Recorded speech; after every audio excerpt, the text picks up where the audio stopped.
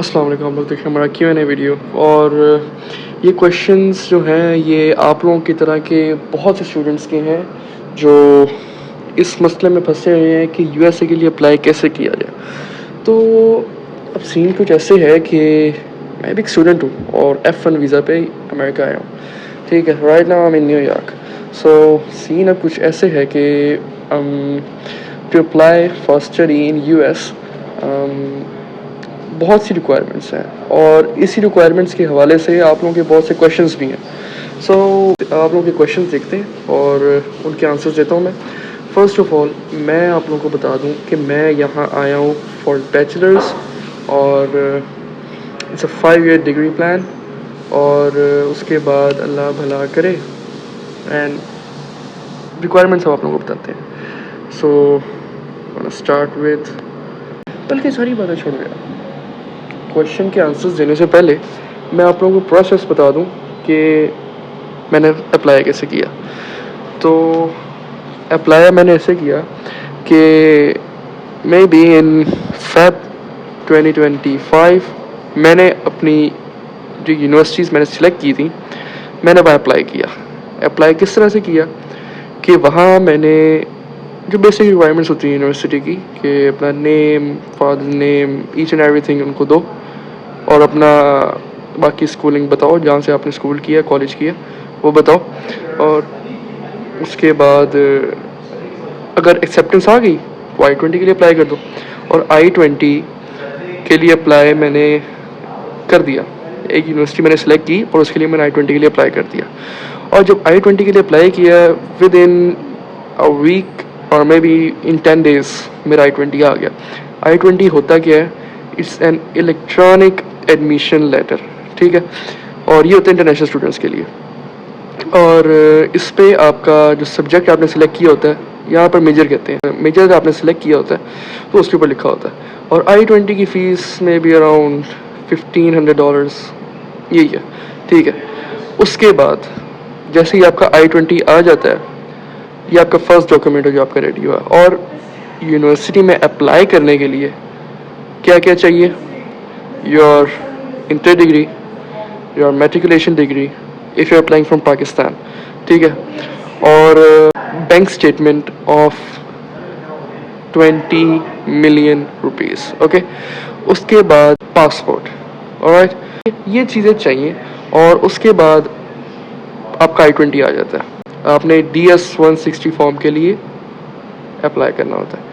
DS-160 form जैसे ही आपका आ जाता है तो आपके पास एक DS-160 नंबर होता है, वो आपका DS-160 फॉर्म है। उसकी बेस पे आप अपनी वीज़ा इंटरव्यू की डेट बुक करते हो। वो आपने बुक की और उसकी फ़ीस भी अराउंड है $185, अराउंड 55,000 रुपीज़, ठीक है। फिर आपका होता है इंटरव्यू। इंटरव्यू डिपेंड करता है आपके आंसर्स पे। अगर आपके आंसर्स ठीक है then the ratio of your visa is perfect. लेकिन अगर आपके आंसर्स ठीक नहीं है और इंटरव्यूअर आपके आंसर से मुतमईन नहीं है so is gonna reject you. तो बेसिक चीज़ें मैंने आपको बता दी। फ़र्स्ट ऑफ़ ऑल यूनिवर्सिटी आपने सेलेक्ट करनी है। यूनिवर्सिटी सेलेक्ट करने के बाद आपने उसके एडमिशन्स के लिए अप्लाई करना है। आपने एडमिशन के लिए अप्लाई कर दिया, एक्सेप्टेंस आई। एक्सेप्टेंस आने के बाद आपने यूनिवर्सिटी की रिक्वायरमेंट्स पूरी की और उसके बाद आपका I-20 आ गया। I-20 आने के बाद आपने DS-160 के लिए अप्लाई किया, DS-160 आया। DS-160 क्या है? DS-160 है आपका डेटा, ठीक है। तो उस DS-160 फॉर्म में आपका from your birth to now तब तक जो जो आपने किया या जो जो चीज़ें वो मांगेगा आपने वो उसको देनी है, ठीक है। उसमें आपका पूरा का पूरा डेटा लिखा होगा, ठीक है। और उसके बाद DS-160 आ जाएगा। उसके बाद आपने बुक करनी है अपॉइंटमेंट फॉर इंटरव्यू। इंटरव्यू की अपॉइंटमेंट बुक हो गई तो main thing I forgot in this session कि वो ये भी थी कि DS-160 के बाद आप लोगों ने अपनी सर्विस फ़ी पे करनी है। और सर्विस फ़ी पे करने के बाद जो आपका उस पर ना आपके I-20 के ऊपर एक सर्विस नंबर लिखा होगा, सर्विस आईडी लिखी होगी। आपने वो सर्विस आईडी जो है उसकी फ़ीस पे करनी है। It's around $350। तो फ़ीस पे करने के बाद आप लोगों ने जी इंटरव्यू की डेट बुक करनी है। इंटरव्यू की डेट आप लोग पहले भी बुक कर सकते हो, यानी I-20 आने के बाद, लेकिन आपने जैसे ही I-20 आएगा नीचे सर्विस आईडी लिखी होगी, तो आप लोगों ने वो सर्विस जो है, सर्विस आईडी जो है वहाँ से सर्विस के पोर्टल से उसकी आपने फ़ी पे करनी है, और उसके बाद आप लोगों ने इंटरव्यू देना ही। तो आप इंटरव्यू नहीं दे सकते, आप आपको एम्बेसी के अंदर घुसने नहीं देंगे। तो आपके पास सर्विस के आईडी का वो पेमेंट जो उसकी रिसिप्ट है वो होनी चाहिए। इंटरव्यू दो। इंटरव्यू कहाँ देना है? Islamabad and Karachi. These are the two places where embassies exist of United States. लेकिन I would prefer United States Embassy of Islamabad. फिर इंटरव्यू देना है। इंटरव्यू देने के बाद उसी वक्त आपको पता लग जाएगा कि आपका वीज़ा एक्सेप्ट हुआ या रिजेक्ट हुआ। अगर एक्सेप्ट होगा तो आपके हाथ में वो एक ग्रीन पेपर देंगे, अगर रिजेक्ट होगा तो आपके हाथ में एक वाइट पेपर दे देंगे। That's it. तो अब चलो क्वेश्चंस की तरफ आते हैं, जो बाकियों के क्वेश्चंस थे। तो सबसे पहले स्टार्ट करते हैं। पहला क्वेश्चन है, I want to ask everything related to your study in your scholarship और प्राइवेट। हाँ, स्कॉलरशिप का सीन ऐसे है कि अगर तो आपने आइल्स किया, यार ये बात मैंने नहीं बताई, आइल्स करना बहुत ज़रूरी है। इंग्लिश प्रोफिशिएंसी टेस्ट देना ज़रूरी है। आइल्स होए, टोफेल होए, IDP हो जाए, कुछ भी हो जाए, टेस्ट होना चाहिए, और वो फ्रेश होना चाहिए। यानी ये नहीं कि भाई 5 साल पुराना टेस्ट पड़ा हुआ है, नहीं, फ्रेश टेस्ट।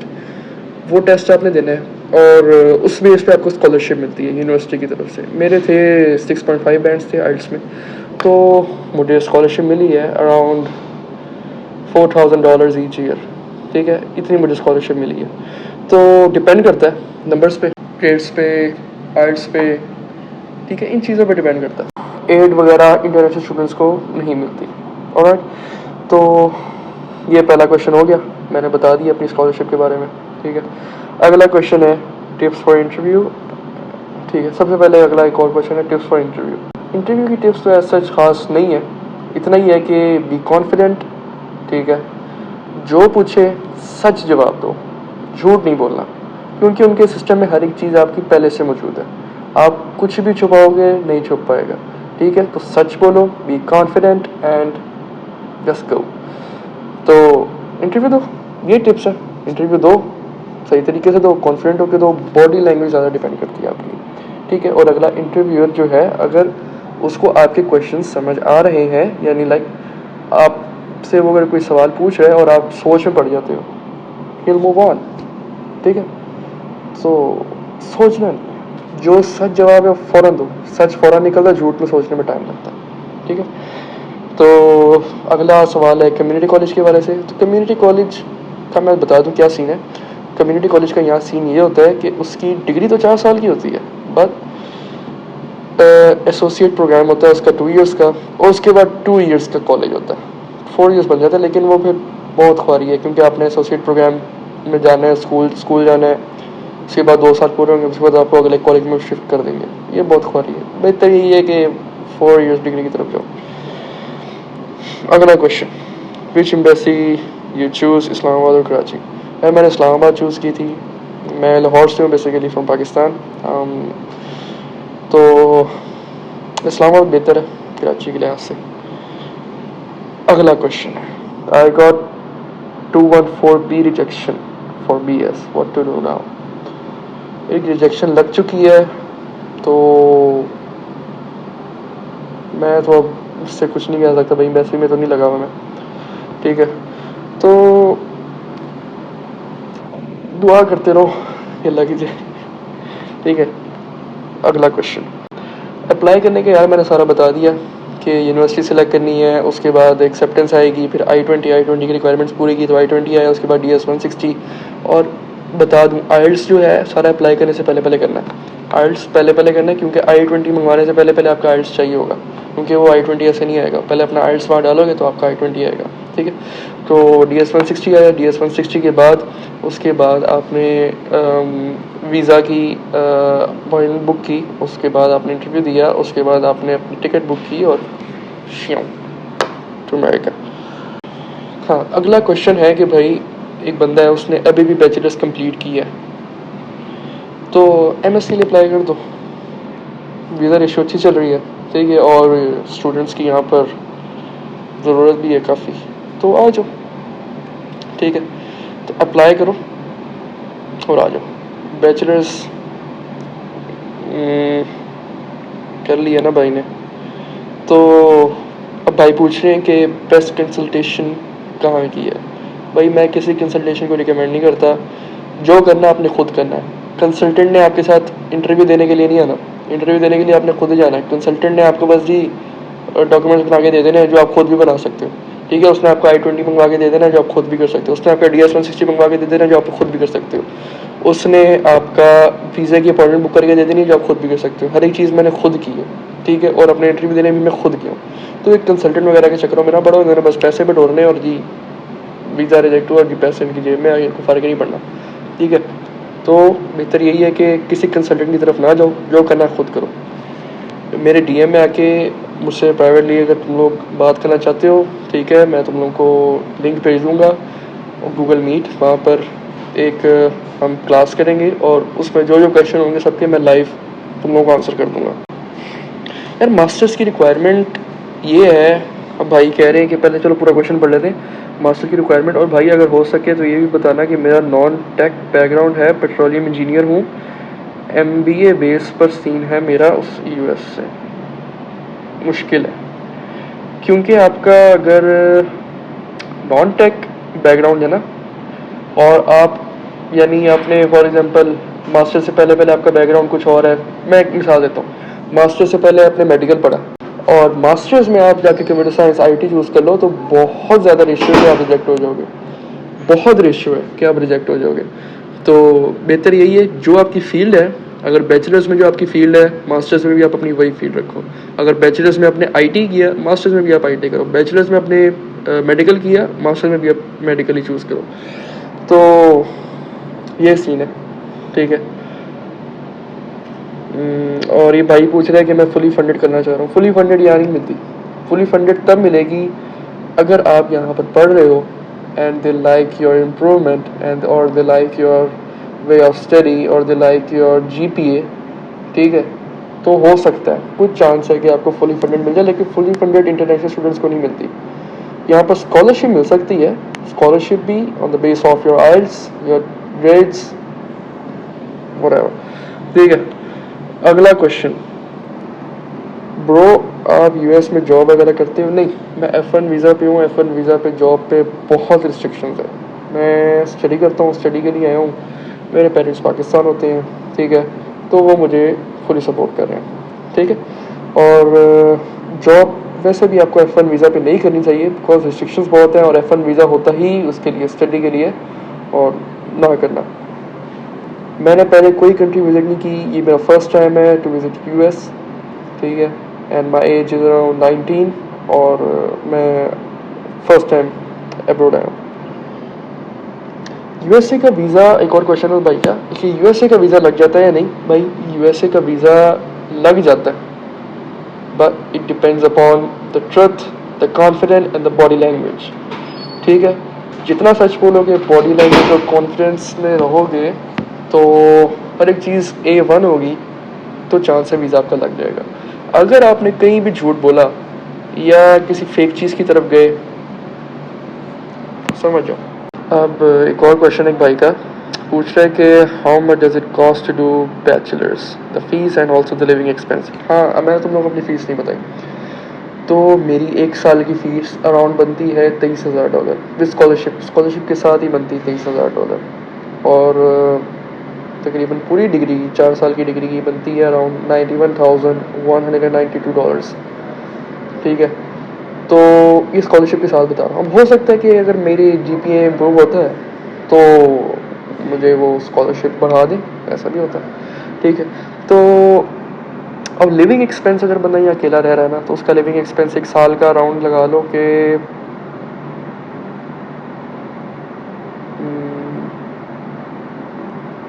$15,000 एक साल का है स्टूडेंट का, ठीक है।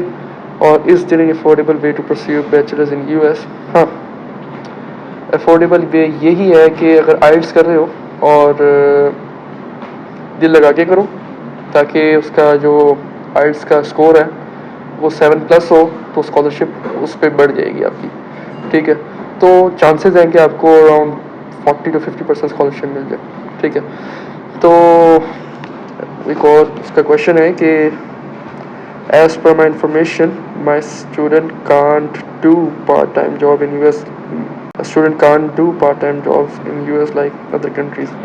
हाँ, तो मैं आप बता दूँ ये जॉब का क्या सीन है। जॉब्स होती हैं इन कैंपस जॉब और ऑन कैंपस जॉब, ठीक है। ऑन कैंपस जॉब का सीन ये है कि फर्स्ट ईयर जो आपका है यूनिवर्सिटी में, आप ऑन कैंपस जॉब कर सकते हो, फॉर एग्जांपल इन लाइब्रेरी और इन मे बी यूनिवर्सिटी में तरह तरह की जॉब्स अवेलेबल हैं जो आप कर सकते हो, ठीक है। वो आप 1 साल तक आपकी वो जॉब हो जाती है। और after the first year CPT शुरू होता है। CPT इज़ दैट कि आपको ऑफ कैंपस जॉब की इजाज़त हो जाती है, बट इन सच अ वे कि आपकी जो रिलेटेड फील्ड है ना, लाइक अगर मैं कर रहा हूँ डेटा एनालिटिक्स, मैं डेटा एनालिटिक्स कर रहा हूँ और डेटा एनालिटिक्स की जो जॉब होगी ना या इंटर्नशिप होगी जो भी होगी वो मुझे अलाउ होगी CPT में, ठीक है। और मैं आपको बता दूँ ऑन कैंपस जॉब की इजाज़त है 20 आवर्स अ वीक, और उसमें जो वेकेशंस होंगी उसमें तो आपको इजाज़त है खुली की आप कर सकते हो, 20 आवर्स प्लस कर सकते हो, ठीक है।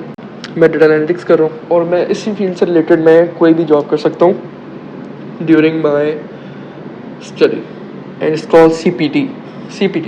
उसके बाद आफ्टर द ग्रेजुएशन मुझे OPT की इजाज़त है, और OPT होता ये है कि मैं कोई भी जॉब कर सकता हूँ और कोई भी बिजनेस कर सकता हूँ, ठीक है। तो मेरी फील्ड से रिलेटेड, ठीक है। और उसके बाद मुझे ये यानी 5 साल का वीज़ा होता है, 4 साल की डिग्री होती है, 4 साल आपकी डिग्री का है, 1 साल आपका OPT का एक्स्ट्रा होता है कि अगर आप उसमें कोई जॉब ढूंढ लेते हो तो अच्छी बात है, फिर आपका वो वीज़ा एक्सटेंड कर देते हैं, फिर आपको वो तकरीबन अराउंड 3-4 साल का वीज़ा एक्स्ट्रा भी मिल जाता है, ऐसा भी होता है, ठीक है। तो ये सीन है। और can a student get scholarship for bachelors and did you get? या I got a scholarship of $4,000 a year. अगला क्वेश्चन की तरफ जाते हैं कि ये मैम कह रही हैं कि any scholarships for the BS in US। बहुत स्कॉलरशिप्स हैं, आप अप्लाई करें, ग्रेड्स पे, आइल्स के स्कोर पे डिपेंड करता है ईच एंड एवरीथिंग, ठीक है। तो स्कॉलरशिप आपको यूनिवर्सिटी वाले खुद ही दे देंगे। यार एक और क्वेश्चन था तो सही, ज़रा वो मिल नहीं रहा। एक भाई ने अपने मुझे सारे नंबर वगैरह ग्रेड्स वगैरह भेजे थे। हाँ जी, तो ये भाई हैं, वो बता रहे हैं उनके फर्स्ट ईयर में 67% है, सेकेंड ईयर में उनके 80% है, और आइल्स का स्कोर उनका या आइल्स का बैंड उनका 7 है, और SAT में उनके 1300 हैं। तो भाई कॉन्ग्रेचुलेशंस, आपको स्कॉलरशिप मिल सकती है और बहुत अच्छी स्कॉलरशिप मिल सकती है अगर आप अप्लाई करो। और अप्लाई करने का मैं आखिरी दफ़ा तरीका बता रहा हूँ। यूनिवर्सिटी सेलेक्ट करो, उसके बाद अप्लाई करो, एक्सेप्टेंस आएगी, एक्सेप्टेंस आने के बाद I-20 के लिए अप्लाई करो। I-20 की रिक्वायरमेंट्स पूरी की। I-20 की रिक्वायरमेंट्स क्या हैं? First of all your bank statement, your passport, your educational documents और योर रिलेटेड फील्ड या रिलेटेड मेजर, ये सिलेक्ट करो। ये सिलेक्ट किया, I-20 आएगा, I-20 आ गया, उसके बाद आपने DS-160 के लिए अप्लाई करना है, DS-160 आ गया, उसके बाद आपने वीज़े की अपॉइंटमेंट बुक करनी है। और DS-160 तो आखिरी बार बता रहा हूँ क्या, DS-160 ये है कि आपका जो ओवरऑल जो भी डाटा है ना आपका सारा उस DS-160 में होगा। आपने बस DS-160 फॉर्म लेके जाना है वहाँ पर एम्बेसी, और एम्बेसी जब आपने लेके जाना है उन्होंने आपका स्कैन करना, सारा डाटा आपके सामने उनके सामने आ जाएगा उनकी स्क्रीन पे, ठीक है। तो अब आप लोगों ने घबराना नहीं है, अप्लाई करो, स्कॉलरशिप्स भी हैं अगर ग्रेड्स अच्छे हैं, ग्रेड्स अच्छे रखो। अगर अब ये अप्लाई बाद में करना है, अभी पढ़ रहे हो, लाइक मैट्रिक कर रहे हो, इंटर कर रहे हो, तो ग्रेड्स अच्छे रखो, आइल्स करो, आइल्स का स्कोर अच्छा लाओ तो बहुत बेहतर है तुम लोगों के लिए, ठीक है। तो अब मैंने बता दिया उसके बाद DS-160 आएगा, अपॉइंटमेंट बुक करो, अपॉइंटमेंट बुक करने के बाद इंटरव्यू दो और शियाओ आ जाओ, इधर आ जाओ। तो आई थिंक सो सबके क्वेश्चंस पूरे हो चुके होंगे इस पे, लेकिन मेन मैं तुम लोगों को बता दूं, रिजेक्शन मेरे सामने इतनी हुई है। एक बंदे ने फील्ड अपनी की बैचलर्स में कुछ पढ़ी है, मैट्रिक फॉर एग्जांपल उसने इंटर बैचलर्स में उसने कोई और फील्ड पढ़ी है मेडिकल की, आगे जाके जी वो भाई इसमें आ रहा है टेक की फील्ड में, तो उसका वीज़ा रिजेक्ट हो गया था। तो बेहतर यही है कि जो फील्ड है ना उसी फील्ड से रिलेटेड इंडस्ट्री में अप्लाई करो या उसी फील्ड से रिलेटेड अप्लाई करो, बहुत बेहतर होगा तुम लोगों के लिए। बाकी अगर अभी भी कोई क्वेश्चन है तो मुझे प्राइवेटली DM करो, मैं एक जल्दी इंशाल्लाह या तो गूगल मीट पे करूँगा या माइक्रोसॉफ्ट टीम्स पे एक मीटिंग अरेंज करते हैं, सारे ज्वाइन करो और जो जो क्वेश्चन है सबके मैं सबके आंसर करूँगा। होप सो आज जो भी Q&A सेशन था अच्छा रहा होगा, सबके क्वेश्चंस कवर हो गए होंगे। बाकी अपना ख्याल रखना, अल्लाह निगहबान, अल्लाह।